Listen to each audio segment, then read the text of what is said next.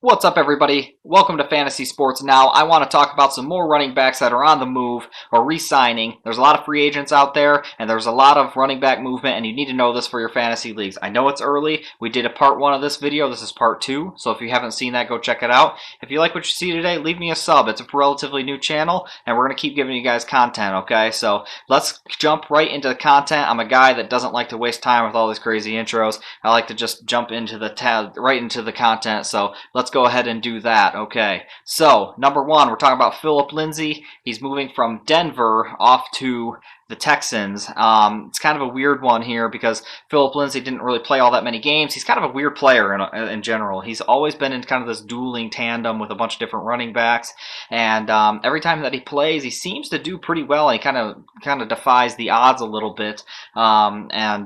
This year, he's going off to the Texans, which has not only one of the worst lines in football, the offensive lines, he's also going to be playing second fiddle again to David Johnson, who is known for getting hurt. So I don't know if this is kind of a strategic move for him to try to find some place where he thinks that he can play. And I don't really think that they're going to use Lindsay a whole lot because David Johnson is there. If David Johnson is healthy, they're not going to use Lindsay a ton. He doesn't get a whole lot of targets, so he's not like a third down back kind of guy. It looks like right now my fantasy impact radar has him at neutral, but honestly, as I'm talking and thinking about it more right now, I think I'd put this at down because David Johnson's going to be there, and not only that, but the next guy on this list is Mark Ingram, who also signed with the Texans. Again, horrible offensive line, okay? And they're already talking about getting rid of Deshaun Watson, and Deshaun Watson's having some problems off the field, it sounds like. Don't want to get into that, don't want to touch that with a 10-foot pole, okay? I don't know what's going on with that, don't want to know what's going on with that. Hope they can resolve all that fun stuff. So, offensive line is a massive disaster, and both Ingram and Lindsay are gone to Texas, and both of them are going to sit behind David Johnson. So the only value that Mark Ingram seemed to have last year when he did play, he's a goal line kind of guy. You know, he's aged. He's already, 32, 33 now. He's always been a good goal line guy. I really don't see them taking goal lines from David Johnson away, but that might be his role. And if that is his role or becomes his role, then touchdown-only leagues, maybe there is some skin on the bone here. But for me, it's more likely he's going to be a depth guy who's looking to prolong his career a little bit, and good for him. You know, he's been in this league for a long time now, and he's had some goods, ups and downs, and he's had a long career, and that's what you want in the NFL. So I don't think that either Lindsay or Ingram are going to have very much, if any, fantasy value unless David Johnson goes down and unless that offensive line gets better. Because even if they do play, I think that they're probably not going to get that much production because I think Texas is going to be down a lot, and I think they're going to have to throw a lot, and I don't think they're going to be able to run the ball a lot. So that's not a good combination for your running backs. Next is Tevin Coleman. Interesting one. Last year didn't play a whole lot. Obviously, he kept getting hurt.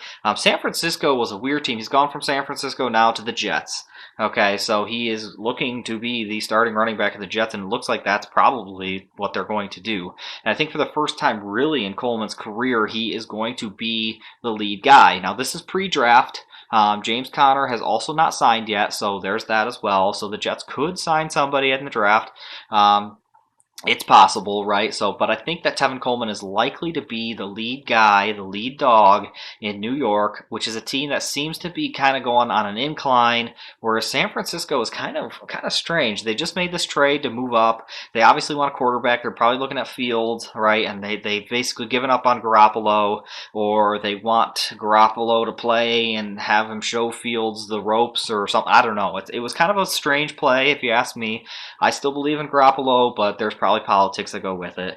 So San Francisco just seems like an offense that is a spread it out kind of offense, and it just seems to have sputtered, and it's kind of a weird situation. So for me, Tevin Coleman getting out of that situation and into a team that seems like they might actually break out, and I know it's the Jets. We're talking about the Jets, right? They're going to break out.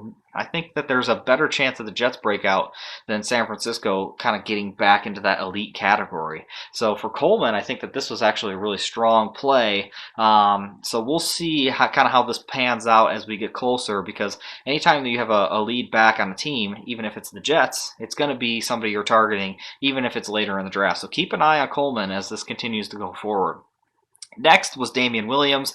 He goes from not playing last year for Kansas City, he opted out of the year, to going to Chicago. So, interesting play here. I don't think Damien Williams. I think he knows that he's probably not going to be competing for a starting job somewhere.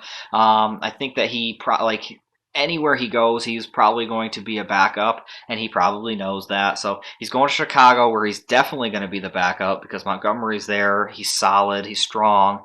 I hate the Bears quarterback situation right now. I don't know if they plan on drafting somebody or if they're going to make some kind of play. They signed Andy Dalton, and we'll get into that. We're going to get into Andy Dalton at the quarterback version of this because Andy Dalton moved there. So let's get into that now. I don't want to talk about it here, but Damien Williams is obviously going to play second fiddle to Montgomery. I think that's fine. I think the only way he actually has much value in any league is if he essentially Montgomery gets hurt and he's able to play. I think he's going to be more of a handcuff, but so it's another free agent move that did happen, and I want to let you guys know that it happened, okay? So don't forget his name just in case, okay?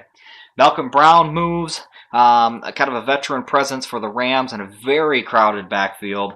It's been interesting to see what happens this year now that Stafford's with the Rams, how they kind of use Cam Akers and all that fun stuff. Henderson and all those guys are there. So he has a really crowded backfield, and he's going to Miami, which I think is a good play for him, getting out of the LA region there.